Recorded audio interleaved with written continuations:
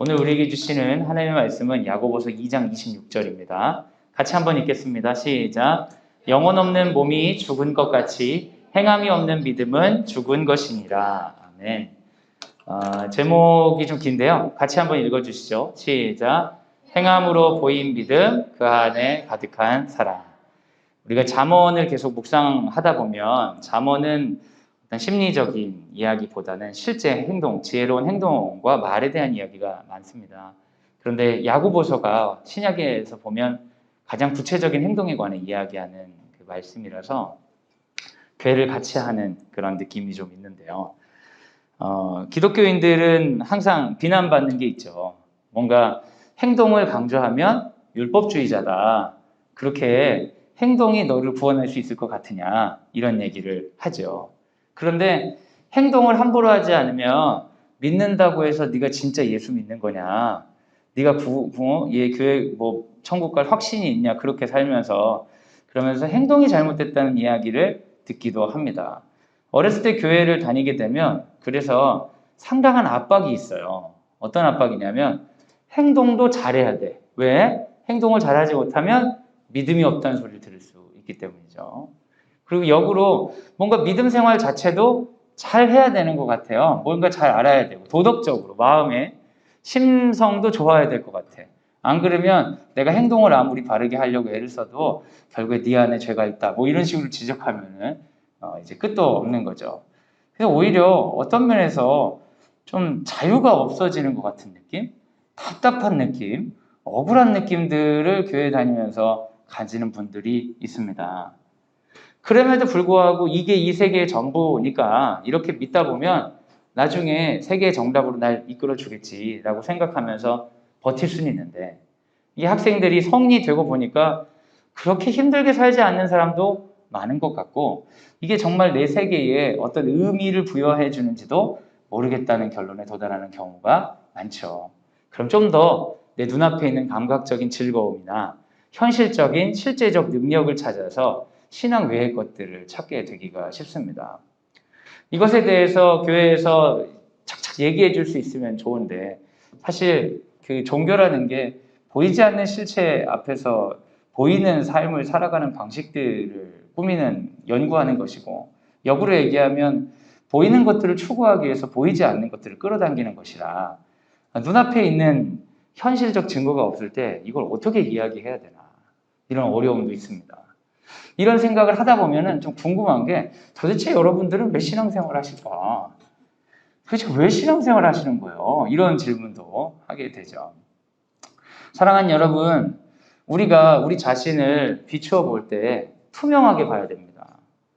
우리가 앞으로 어떻게 나아가야 될지 잘 알아야 돼요. 막연하게 아는 것처럼 인간을 괴롭히는 게 없습니다. 너 그러면 안 돼. 착하게 살아야 돼. 이렇게 이야기하면 그 사람이 어떻게 살아야 될지를 알지 못해요. 막연한 어떤 지적, 막연한 지향성이 사람에게 굉장한 부담을 줘요. 당신 믿음을 위해 더 한 걸음 나아가야 됩니다. 너무 막연하잖아요. 좀 더 현실적이고 좀 이렇게 투명하게 봐야 될 필요가 있습니다. 근데 이제 믿음과 행함이라는 주제 앞에 서면 항상 어디로도 숨을 수가 없는 거예요. 믿음에 숨으면 행함을 가지고 지적하고 행함에 숨으면 믿음을 가지고 지적하고 여러분은 믿음으로 인한 행함 이것들에 대해 어떻게 정리를 하고 계시나요? 오늘 그런 얘기들을 좀 해보려고 합니다. 별로 이런데 관심 없으신데 아침부터 피곤함을 드리는 건 아닌지 모르겠네요. 저도 막 이런 걸 엄청 좋아하는 사람은 아니에요. 성경 본문이 그래서 그런 거지 막 이런 걸 찾으면서 막 기뻐하고 막 이러진 않습니다. 전 맛있는 거 먹는 거 좋아하고요. 수박 좋아하고 그런 사람입니다. 제가 오늘 나누고 싶은 건 믿음이라는 게 생각보다 총체적인 현상이다. 믿는다는 걸 어떤 지식으로 한정 짓거나 감정으로 한정 짓거나 행동으로 한정 지을 수가 없는데 우리도 모르게 믿음이란 총체적인 현상을 분화해서 이해하는 경우가 많다는 거죠. 여러분 뭔가를 믿고 사시죠. 세상에 대한 믿음이 있어요. 그렇게 믿게 되기까지 그 믿음의 내용이 있죠. 지식이 있습니다. 그리고 그 믿음을 확신하게 되는 감정이 있고 그 지식과 감정 때문에 내가 선택하는 행동이 있죠. 그래서 믿음이라는 현상 안에는 지식도 감정도 행동도 다 포함되어 있습니다. 그런데 지식과 감정과 행동이 포함됐다는 것은 어떤 걸 의미하냐면 전 존재의 흔들림을 이야기하는 거예요. 사실 여러분 우리가 살면서 전 존재를 나에게 요구하는 것을 여러분 경험해 보신 적 있으세요? 잘 그런 거 없어요. 어디를 가든지 여기 왔으니까 적어도 행동은 이런 태도를 가져야지 그 행동을 하면 뭐라고 안 해. 어디 가서 야 이왕 할 거면 이런 기분으로 하면 좋잖아. 그런 기분이면 괜찮아. 적어도 뭔가를 하려면 이런 알면 있어야지 그 알미면 돼. 근데 안과 감정과 행동을 총체적으로 요구하는 경우는 결혼하기 직전에 연인들밖에 없는 것 같아. 모든 걸 다 내놔라 이런 식은. 그런데 여러분 우리가 종교를 믿는다는 건 생각보다 과감한 시도입니다. 내 삶의 전체와 총체적인 것들을 다 내어맡기라고 종교는 요구하고 있기 때문이에요. 그래서 이런 요구를 악하게 이용해가지고 눈앞에 있는 교주들이나 이런 사람 만난 사람들은 인생이 망해버리는 거죠. 종교를 잘못 만나면 여러분 아주 인생이 정말 끔찍하게 됩니다. 왜냐하면 조금 원하는 게 아니라 전부를 원하기 때문이에요. 그래서 여러분 종교를 선택할 때는 상당히 신중해야 돼요. 이 종교의 모든 걸 건 사람들이 어떻게 됐는지를 자세히 살펴봐야 되는 것이죠. 그래서 여러분 믿음의 현상을 나눠보지 말고 전체를 요구하시는 거라면 그 전체에는 어떤 것들이 있는가 우리 얘기를 좀 말씀 보면서 해보려고 합니다. 로마서 10장 17절 같이 한번 읽어주세요. 시작. 그러므로 믿음은 들음에서 나며 들음은 그리스도의 말씀으로 말미암았느니라. 우리가 믿음이란 현상에 초청받기 위해서 분명히 있어야 되는 것은 믿음에 대한 지식입니다. 무엇을 믿을 것인가? 그래서 믿음에 대한 지식을 점검할 필요가 있어요. 잘못 알고 믿는 분들이 엄청 많을 수 있죠. 왜 잘못 알고 믿을까요? 믿음에 대한 그 내용을 점검하지 않고 믿음의 공동체에 먼저 들어오는 경우에는 내용을 모르고도 그냥 가는 거예요. 어릴 적에 저희 집은 제사를 계속 드렸거든요. 지금도 제사를 지금은 안 드리겠네. 큰아버지 돌아가시면 예배 드리는구나. 계속 제사를 드렸어요. 그럼 제사를 드리면은 음식을 차리고 절을 2번 하고 절을 2번 하고 하는데 어느 타이밍에 절을 2번 하는지도 가르쳐 준 적이 없어요. 그냥 시키는 대로 하는 거예요. 들어와라, 절해라, 절해라, 절해라, 먹어라. 그리고 밥 먹고. 이 제사에 대한 지식이 전혀 없어도 제사 생활하는 데는 아무 문제가 없죠. 그런데 여러분 지식이 없이 그 행위를 하면 사실 그 행위의 의미들을 누릴 수가 없는 거죠. 종교도 마찬가지입니다. 많은 아이들이 지식을 가지고 들어오는 게 아니라 문화로 신앙을 익히죠. 그래서 기독교적인 지식이 굉장히 잘못되어 있는 경우들이 많습니다. 우리도 마찬가지죠. 아주 단편적이고 핵심적인 복음의 이야기, 예수님이 날 위해 십자가에 지셨고 부활하셨다. 그것만을 이제 전체 지식이라고 총괄적으로 이해하고 나머지에 대한 이해가 없으니까 삶의 구석구석 가운데 반기독교적인 생각을 하시는 분들이 교회 안에 굉장히 많은 거예요. 그래서 들어야 됩니다. 말씀을 들어야 돼요. 그게 우리의 믿음의 현상에 있어서 되게 중요하죠. 말씀을 읽고 듣는 것을 게을리하면 안 됩니다. 물론 지식이 없어도 신앙생활을 할 수가 있지만 지식이 없는 신앙생활에 한계가 있죠.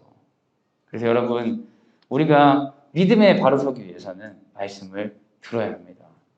누구에게 들어야 될까 말씀을? 누구에게 들어야 될까?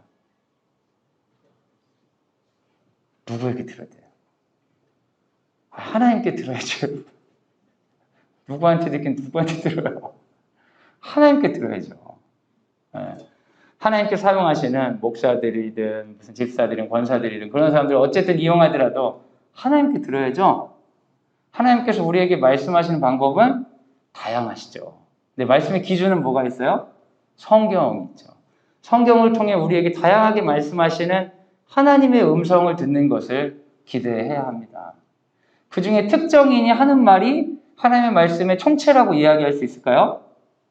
그건 굉장히 위험한 생각일 수 있죠. 여러분, 구약에는 제사장이 있죠? 신약엔 제사장이 없습니다. 왜 그럴까요? 예수께서 십자가에서 죽으심으로 휘장이 찢어졌기 때문이에요. 근데 목사 같은 사람들이 있는 것은 제사를 드리기 위해 있는 게 아니라 구조적인 필요에 따라 있는 거죠. 여러분 직장 생활도 하시고 할 일 많으신데 전부 다 신학교 가서 목사가 될 수는 없으니까 여러분 하시는 일들 가운데 도움을 드리기 위해서 목사 같은 사람이 세움받은 거지 제가 제사장은 아니에요, 여러분.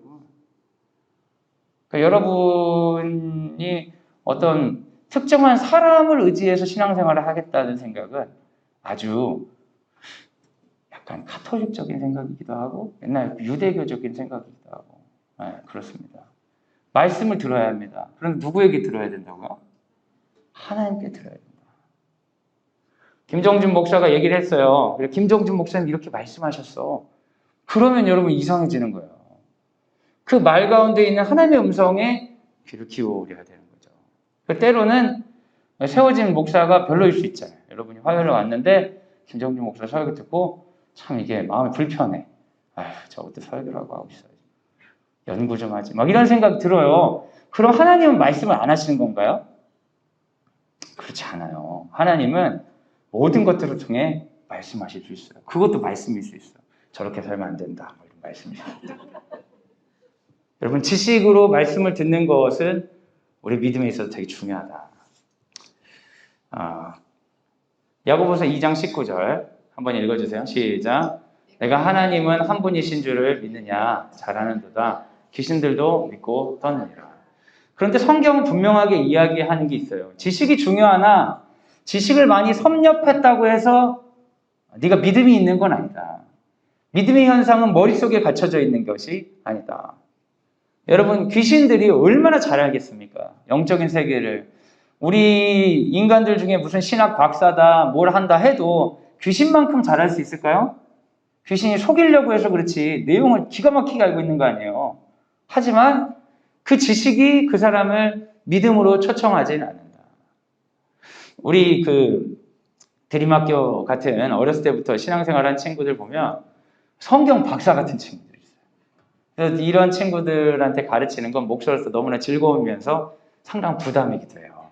그래서 이제 배틀을 붙어보고 싶어하는 애들이 있어요. 요즘에 제 초등학생 안 가르치는 게 얼마나 감사한지 모르겠어요.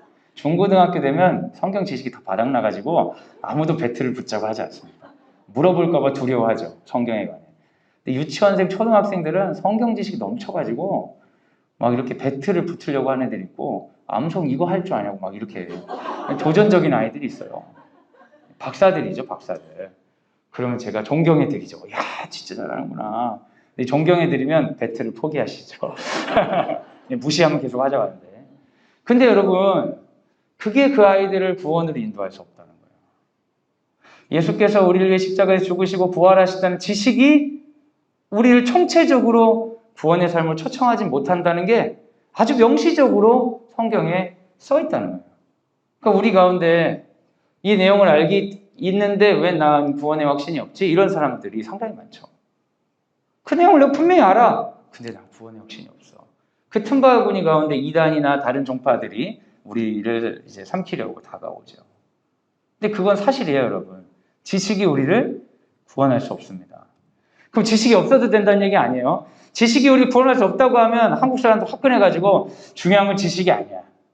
이러면서 뭐 성령 체험이 중요해 하면서 다른 거를 막 찾으려고 하는데 다 필요한 거예요. 근데 그것만은 아니다. 누가복음 4장 41절 같이 읽어주세요. 시작. 여러 사람에게서 귀신들이 나가며 소리질러 이르되 당신은 하나님의 아들이니이다. 예수께서 꾸짖사 그들이 말함을 허락하지 아니하시니 이는 자기를 그리스도인 줄 알미로라. 야고보는 예수께서 복음서에서 하셨던 이 사건을 기준으로 말씀하신 겁니다.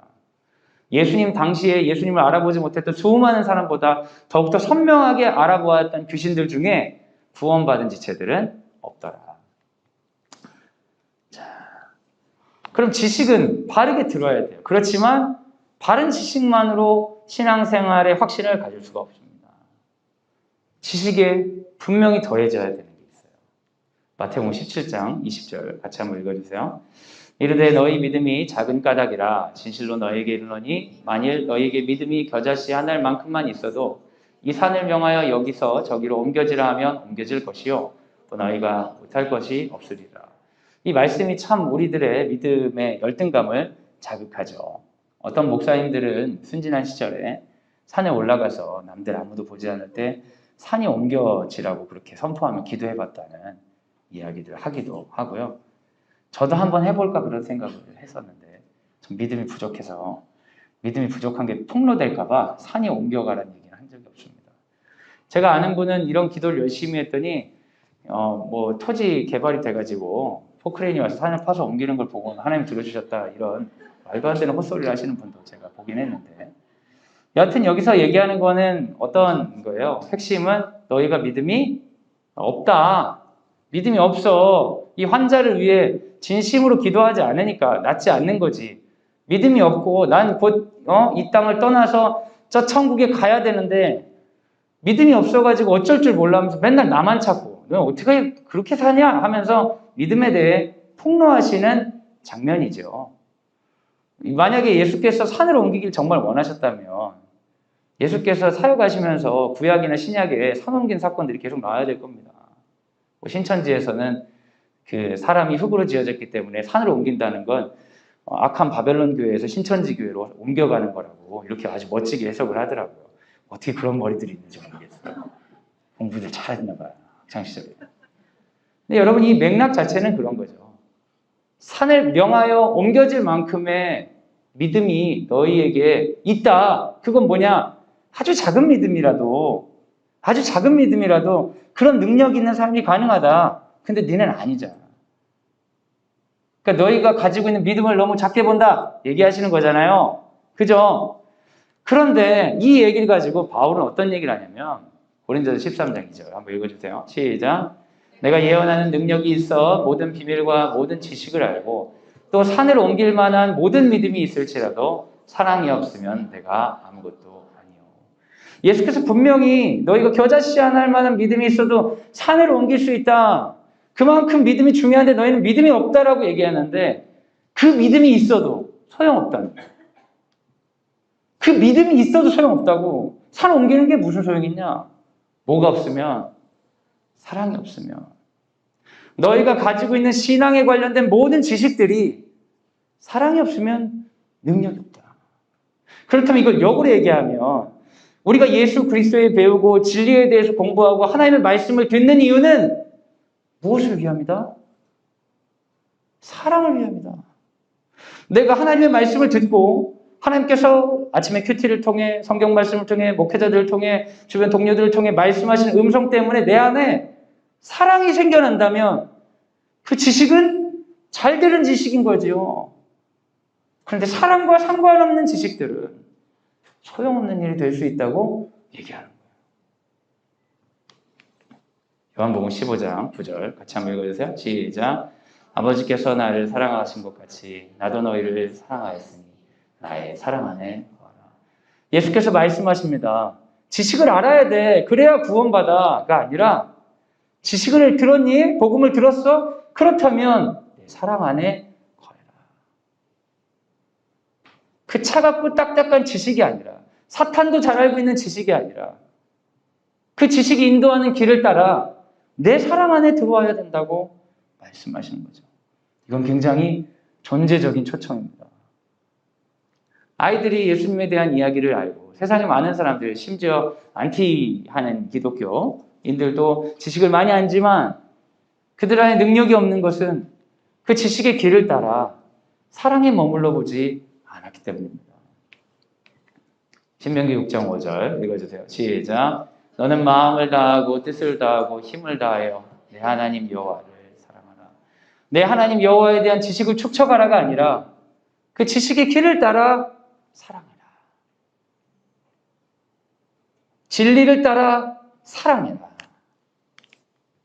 요한복음 13장 34절 읽어주세요. 시작. 새 계명을 너희에게 주노니 서로 사랑하라. 내가 너희를 사랑한 것 같이 너희도 서로 사랑하라. 그 진리의 길을 따라가서 나를 사랑하고 그 진리의 길을 따라 얻게 된 나의 사랑으로 말미암아 서로를 사랑하는데 네 자신을 드려라. 믿음이 무엇이냐? 믿음에 관한 지식이 아니라 그 지식 때문에 흘러들어오는 사랑이 움직이는 거예요. 야고보서 2장 15절 16절 같이 한번 읽겠습니다. 시작. 만일 형제나 자매가 헐벗고 일용할 양식이 없는데 너희 중에 누구든지 그에게 이르되 평안히 가라 덥게 하라 배부르게 하라 하며 그 못에 쓸 것을 주지 아니하면 무슨 유익이 있으리요. 그런데 여러분, 이 사랑이라는 것은 내가 느끼는 감정 안에 머무는 것이 아니라는 거예요. 내가 감정적으로 어머나 너무 힘들겠다, 어머나 너무 아프겠다, 너 너무 힘들어하지 마, 내 감정이 소모되자니, 이게 사랑이 아니라 그 사랑은 반드시 무엇으로 연결돼야 된다? 구체적인 행동으로 연결돼야 된다. 그래서 믿음의 현상은 지식과 믿음이냐 행위냐가 아니라 믿음이라는 그 지식이 우리 안에 사랑을 줘서 그 사랑이 구체적인 행동으로 이어져야 되는 거죠. 사랑은 단순한 감정이 아닙니다. 저도 고등학교 때 예수님을 인격적으로 체험했다는 그런 경험을 하게 됐어요. 인격적으로 체험했다는 말이 뭔지는 모르겠는데 제가 했던 그 경험하고 비슷한 경험을 하신 분들이 그런 표현을 하는 것 같아서 제가 그런 말을 하는 거예요. 고등학교 때부터 어쨌든 진지한 신앙인이 됐죠. 그전에는 뭐 별로 교회 다니긴 했는데 뭐 그냥 회의적이었죠. 예수님을 그렇게 믿어도 회의적인데 믿기 전에 얼마나 회의적이었겠어요. 정말 그렇죠.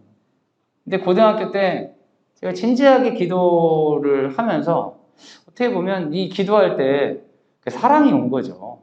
인격적 체험이라는 게 뭔지 정확히 모르겠지만 그 사랑이 와서 굉장히 내 존재를 그 기존처럼 살지 못하게 만들더라고요. 그래서 다른 삶으로 초청받고 다른 행동을 하게 되는 거죠. 그런데 그때 제가 오해를 한 게 있었어요. 뭐냐면 그때 성경을 잘 몰랐어요. 성경을 잘 모르는데 단편적인 지식을 가지고 성령 체험을 하다 보니까 성경을 이제 읽어야 되는데 성경은 상당히 지루하더라고요. 어려웠어요. 재밌는 성경도 있고 고린도전서 같은 건 그렇게 은혜가 넘치더라고요. 읽으면서 막 닭살이 돋아가지고 막 읽기가 힘들 정도고 막 읽다가 막 잠들면은 막 환상 보고 막 그랬어요. 정신병이지 정신병. 네. 자고 있는데 예수님 무릎에 제가 앉아 있는 것 같은 그런 착각. 막 이제 자고 일어나서 막 눈물을 너무 감사해서 기도하고 찬양하다가 찬양이 너무 압도돼가지고 예배 시간에 고등학생인데 무릎을 꿇고 손을 들고 저도 가끔씩 이제 교회에 보면 그런 또라이들이 있더라고요. 정신병자 같은 애들이. 그런 애들 보면 내가 저랬겠구나 이런 생각이 들어요. 근데 그때를 생각하면 그런 친구들 보면 되게 좀 어떻게 보면 좀 염려되기도 하고 그런데 그때 당시에 저는 너무 행복했어요. 세상이 모두 뭐 중요하지 않았죠. 정말 사랑에 푹 빠진 듯한 그런 마음이었어요. 지금 사랑이 다 식어가지고 안 그런지는 모르겠어요. 여튼 그런 감정이 저를 너무 못 살겠더라고요. 그런데 이 사랑의 감정을 통해 하나님께서 원하시는 건 하나님 뜨겁게 사랑하고 이웃을 뜨겁게 사랑하는 삶으로 나아가길 원하시거든요. 종교는 여러분 굉장히 심리적이고 지성적인 어떤 과정인 것처럼 보이지만 종교의 결론은 구체적인 삶의 현장의 영향력으로 드러나야 됩니다. 근데 제가 그거를 멘토도 없고 아무도 지도를 안 해주니까 그냥 그 감격적인 감정을 반복하기 위해서 종교 중독자처럼 살았던 것 같아요. 더 은사를 찾게 되고 더 감격적인 집회를 더 뜨거운 기도회를 그러면서 그것들을 반복하려고 엄청 애를 썼어요. 근데 여러분 반복이 잘 안 되잖아요. 이게 그 정서적 충격과 같은 그런 호르몬이 막 나오는 경험은 그렇게 반복되지 않아요. 왜냐면 인간이 너무 반복되면은 살 수가 없어요. 이성적 판단을 못하기 때문에. 그런 건 주로 언제 나오냐면 짝짓기 할 때 나옵니다. 짝짓기 할 때. 비판적인 의식이 낮아지고 너무 행복해지고. 그러니까 우리가 결혼들을 하지 않았겠어요? 근데 그게 자주 나오면 여러분 사기도 계속 당하고 문제도 이제 바람도 계속 피우고 뭐 이렇게 되니까 인간이 그런 일이 반복되지 않습니다. 비슷한 사랑에 빠지는 경험으로 하나님께서 저를 초청하셨고 그 초청 이후에는 저에게 새로운 삶을 허락하신 거예요. 그런데 제가 새로운 삶, 하나님을 사랑하고 이웃을 사랑하는 삶이 아니라 신학교에 가서 더 지식을 공부해야겠다. 지금 내가 느끼는 사랑의 감정을 반복하기 위해서 더 종교에 집착해야겠다. 그러면서 어떻게 보면 이것으로부터 시작해서 지금 오늘 여기를 살도록 하신 하나님의 미션과는 다른 삶을 제가 추구했던 거죠. 그러다 보니까 시시한 거예요. 왜요? 종교적 경험이라는 게 빤한 것들이 있고요. 종교적 지식이라는 게 한계가 있어요. 근데 이 지식은 무엇을 위해 있는 거예요? 사랑을 위해 있는 거고 이 사랑은 오늘의 삶을 위해 있는 거예요. 그래서 이 건강하게 성장하기 위해서는 믿음이 인도한 행동으로 가야 됩니다. 그게 될 때 이 사람이 믿음이 있다고 얘기할 수 있는 거죠. 야고보서 2장 21절 22절 같이 한번 읽겠습니다. 시작. 우리 조상 아브라함이 그 아들 이삭을 제단에 바칠 때에 행함으로 의롭다 하심을 받은 것이 아니냐. 내가 보거니와 믿음이 그의 행함과 함께 일하고 행함으로 믿음이 온전하게 되었느니라.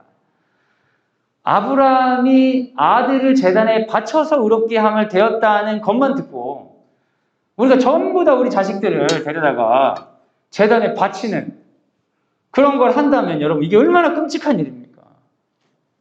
여러분 보시기에는 이 행위가 구원받을 행위입니까? 잔악하기 그지없고 반인륜적이죠. 인간에게 어떻게 이런 행위를 할 수 있어요? 그런데 이것이 믿음의 행위가 된 것은 하나님의 사랑의 인도함에 따라 간 거기 때문이에요. 율법주의의 함정은 무엇이냐면 그 행동을 하지 않으면 너는 심판받는다는 재판장 앞에 서 있는 마음인 거예요. 하나님이 재판장이에요. 그런데 여러분 구원받은 자들은 어떤 거냐면 하나님이 재판장이 아니라 아버지인 거예요. 나에게 주신 그 사랑 때문에 그 행동으로 내가 나아가는 걸 기뻐하시는 아버지예요. 여러분 재판장을 만나고 계십니까? 아버지를 만나고 계십니까? 어떤 분은 그런 얘기를 해요. 내가 예수를 믿었음에도 불구하고 삶에 고통이 많더라. 예수님 안 믿는 사람하고 별 차이가 없더라. 그런데 여러분 별 차이가 있어요. 예수를 믿지 않는 사람들이 당하는 고통은 재판관 앞에서 당하는 보복성 고통인 거예요. 네가 그렇게 살았으니까 그런 일을 당하는 거지. 그러나 하나님 아버지를 모신 사람들에게 있어서의 고통은 우리를 사랑하시는 아버지의 훈계가 되는 것이죠. 그래서 그 고통이 억울하고 아프고 괜히 쓸모없는 게 온 게 아니라 이 고통이 아프지만 그럼에도 불구하고 나의 사랑하시는 아버지께서 허락하신 거라면 나는 이 징계를, 이 훈계를, 이 아픔을 이겨내고 더 정금같이 나아가겠습니다. 고통에 대한 마음이 달라지는 거죠. 이게 엄청난 일입니다. 교회를 다니면서 어떤 행동들을 원치 않게 계속 하는 거예요. 착한 척하고 뭘 지켰었고 그런데 어느 순간에 내 삶이 풀리지 않아가지고 너무 억울하다는 거예요. 내가 예수를 이렇게 믿었는데 결과가 이거냐고. 그럼 여러분 뭘 점검해야겠어요? 당신이 그 행동을 할 때 사랑이 있었냐? 사랑이 있었다면 어떻게 억울할 수가 있냐? 내가 이렇게 기도했는데 왜 인생의 결론이 이러냐고. 그럼 그 기도할 때 당신에게 사랑이 있었냐? 그 뜨거운 사랑이 인도한 기도를 한 거냐? 그렇다면 여러분 억울할 수가 없죠. 어떤 사람은 이야기합니다. 믿음이 중요하다고. 어떤 사람은 이야기합니다. 행함이 중요하다고. 그런데 여러분 진짜 중요한 게 있어요. 믿음과 행함이라고 대표적으로 드러나는 것들의 중간에 그 안에 가득해야 되는 것은 예수께서 우리에게 부어주셨던 사랑입니다. 그 사랑이 지금 우리에게 살아있느냐? 그 질문 앞에 아멘이라면 그 사랑의 인도함을 따라 내가 지금 행동하고 있다면 남들이 칭찬하지 않아도 그 행동을 통해 하나님 일하시고요. 그 사랑을 위해 우리가 하나님의 말씀을 듣기 위해 지식을 향해 나아가고 있다면 무슨 신학 박사가 될 필요는 없지만 그 지식을 통해 하나님의 사랑을 누릴 수 있는 것입니다.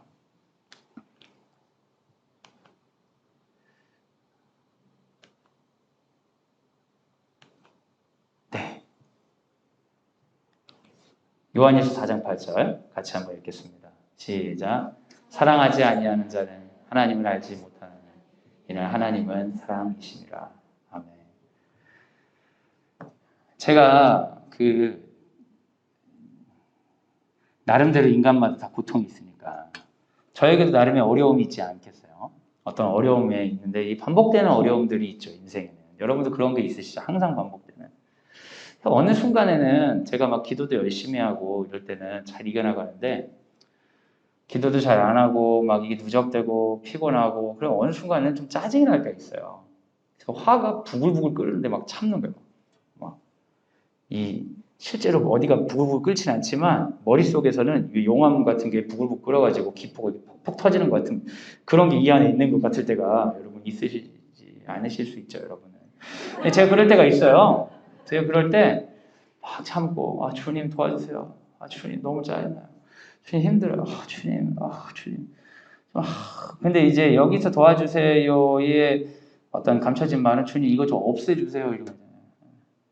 나에게 반복되는 이런 인간들, 이런 상황들 없애주세요. 제거해주세요. 주님, 제가 보기에는 얘네들이 빠지는 게 좀 더 아름다운 세상인 것 같은데 뭐 이런 얘기들 하는 거죠. 주님 힘들어요. 도와주세요. 근데 도와주는 방법은 뭐예요? 내가 원하는 대로 상황을 바꿔주세요. 제가 그런 기도를 하면서 막 스트레스풀 해가지고 있는데 어느 날 주님이 그렇게 말씀하시는 것 같은 거예요.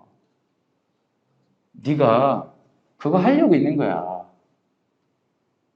그거 없으면 너도 필요 없어. 그런 얘기를 하시는 거예요. 그러니까 그 사람들이 고맙게 느껴지더라고요. 여러분 자녀들의 문제 때문에 힘드실 수 있죠. 그래서 기도하실 수 있어요. 주님 좀 없애주세요. 근데 여러분 그 아이의 그 문제 앞에 우리 세워주신 거예요. 부모가 필요하니까. 그걸 없애달라고 할 게 아니라 우리는 그 앞에 서 있어줘야 돼요. 그 아이 앞에 서 있을 사람이 없으니까 우리 세워주신 거예요. 그걸 깨달으면 불평했던 게 좀 부끄러워요. 그 기도를 잘못하면 주님 내가 쓸모없는 사람 되게 해주세요. 그럼 주님이 너무 섭섭하신 거죠. 야 너는 나를 믿는다면서 날 위해 모든 것을 바친다면서 그래서 너한테 이 아이 맡겼는데 왜 그러니? 교사들도 마찬가지입니다. 힘든 아이가 있겠죠? 교실에서 좋은 아이가 있고 그 힘든 아이들을 전부 모아가지고 싹 없애는 거야 학교에서. 좋은 아이만 이렇게 딱 만들면 완벽한 학교가 될까요? 인간이라는 게 재밌는 게 힘든 아이가 없어지면 그 다음 애들이 또 힘들어지는 거야. 그게 다 없애야 돼. 원래 인간은 없애버려야 돼. 다 있으면 안 돼. 근데 선생님이 그런 생각을 하고 교실에 들어가면 매일매일 화딱지가 나는 거예요. 저놈들만 없으면 정말 저놈들만 없으면. 그래가지고 어느 날 제가 이야기를 만드는 거예요. 교장 선생님한테 가서 교장 선생님 어떤 애가 있는데 걔네만 없으면 교직할 수 있겠는데요. 교장 선생님 그러면 선생님이 딴 데 가셔야겠네요. 여러분 우리가 착각하면 안 됩니다.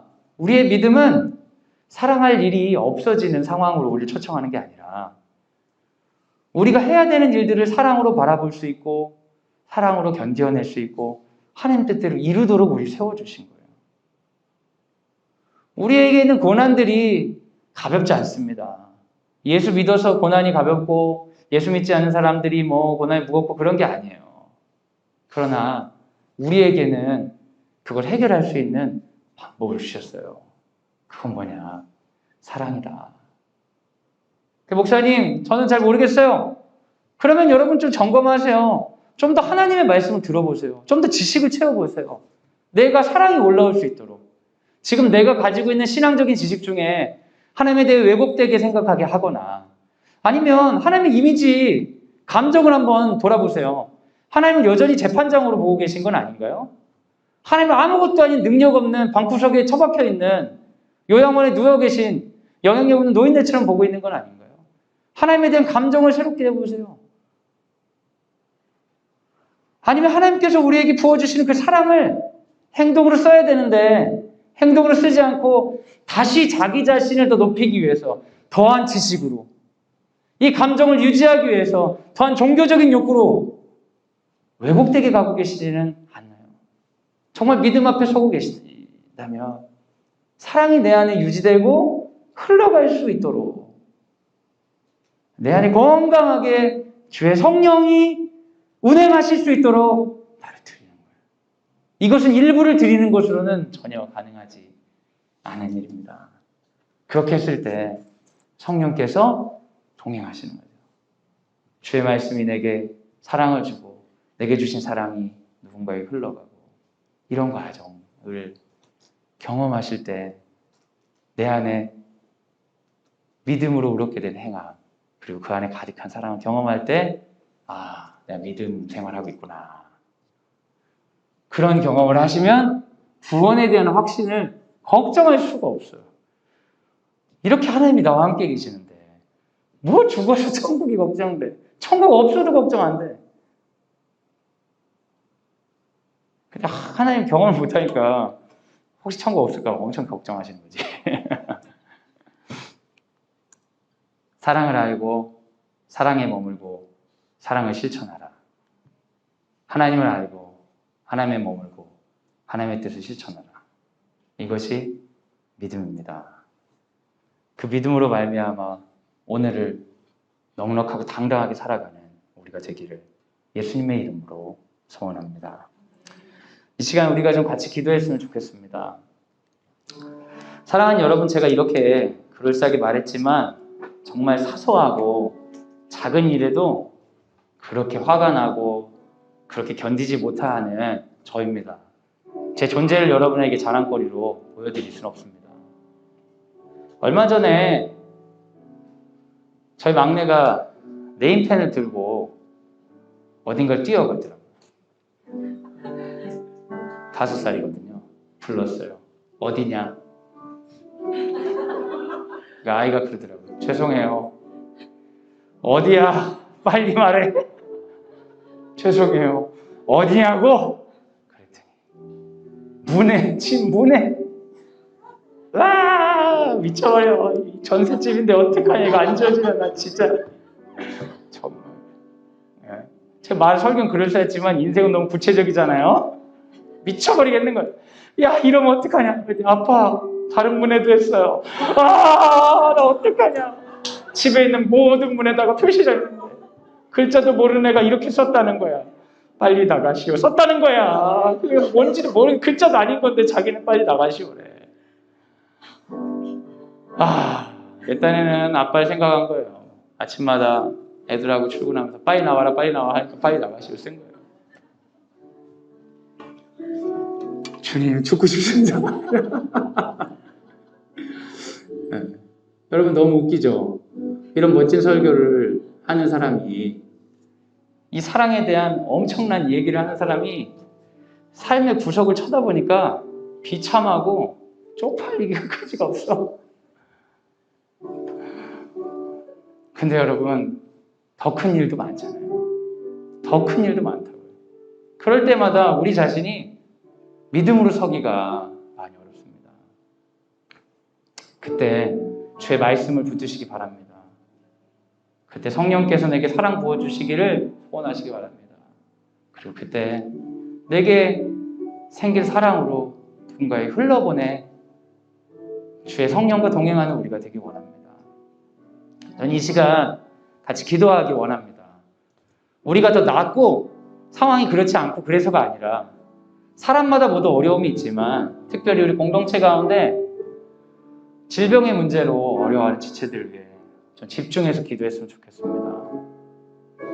동일합니다. 저 질병이 있기 때문에 뭐 질병 없는 사람보다 그런 게 아니라 뭐 동일합니다. 하지만 우리가 함께 기도함으로 힘을 더 같이 나누고 공동체 가운데 우리에게 주신 사랑을 좀 흘러보냈으면 좋겠습니다. 구체적으로 우리 한 분 한 분 좀 기도할 텐데요.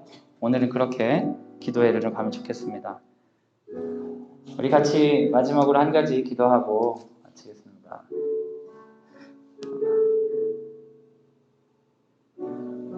하나님께서 기대하시는 것을 우리가 생각하기에는 우리의 기대가 너무 무너질 때가 많이 있습니다. 그래서 우리 믿음이 사실은 내가 기대하는 것이 있었는지 하나님께 있었는지 헷갈릴 때가 있는 것이죠. 그런데 여러분, 우리가 가져야 되는 믿음은 내 기대를 하나님이 충족시켜 주시겠다는 확신이 아니라 하나님에 대한 믿음입니다. 내 기대가 무너지고 모든 것이 엉망이 되고 절망이 된다 할지라도 하나님께서는 절대 우리를 놓지 않으신다는 믿음입니다. 세상의 시작부터 끝까지 이끄실 그 하나님께서 어떠한 절망에도 불구하고 우리가 찾아야 될 것은 사랑이라고 말씀하십니다. 아픔이 있는, 어려움이 있는 지체들 가운데 사랑을 부어주시옵소서. 그리고 그 상황에도 불구하고 사랑을 흘려보낼 수 있는 주께 쓰임받는 지체들 될 수 있도록 힘을 더하여 주옵소서. 우리 또한 그렇게 사용되게 하여 주옵소서. 시간 마지막으로 기도하고 마치도록 하겠습니다. 같이 기도하겠습니다. 하나님 감사합니다. 오늘 우리가 이렇게 모여서 예배할 수 있도록 해주셔서 감사합니다. 이것은 은혜입니다. 하나님이 우리를 너무나 사랑하신다고 온 세계를 통해 말씀하고 계시지만 우리의 죄가 우리의 눈을 가리고 우리의 귀를 막고 우리의 마음을 어둡게 하여 하나님께서 우리에게 말씀하시는 사랑이 들리지 않습니다. 이럴 때에 주의 말씀으로 우리에게 다시금 말씀해 주시니 감사합니다. 주님, 이 예배와 말씀으로 우리 안에 다시 그 사랑을 확인하게 하여 주시옵소서. 사랑이 샘솟게 하도록 인도하여 주시옵소서. 그리고 그 사랑이 인도하는 대로 우리 삶의 구체적인 행동이 흘러갈 수 있도록 힘을 더하여 주시옵소서. 특별히 우리 지체들 가운데 예상하지 못한 어려움 때문에 믿음을 지키기 힘든 상황이 있는 지체들이 있습니다. 주님, 하나님의 사랑이 의심되고 사랑으로 뭔가 행동한다는 건 말도 안 되는 거라고 느껴지는 그 상황 가운데 있는 지체들에게 말씀하시옵소서. 다시 말씀하시고 다시 말씀하시고 사랑이 살아날 수 있도록 이끌어 주옵소서. 그들이 겪는 경험과 말과 행동을 통하여서 하나님의 사랑이 흘러갈 수 있도록 주의 성령을 충만히 부어 주시옵소서.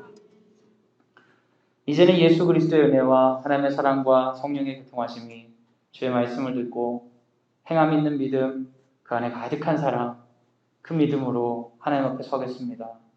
넉넉하고 당당하게 하루를 살아도 한 시간을 살아도 주와 동행하며 살겠습니다. 사랑하며 살겠습니다. 다짐하는 사랑하는 광성드림 앞에 모든 지체들 위해 특별히 예상하지 못하는 고통 가운데 신음하고 있는 지체들과 지금 수술실에 있는 지금 병원에 있는 우리 지체들 위해 지금부터 영원까지 함께 하시기를 간절히 축원하옵나이다. 아멘.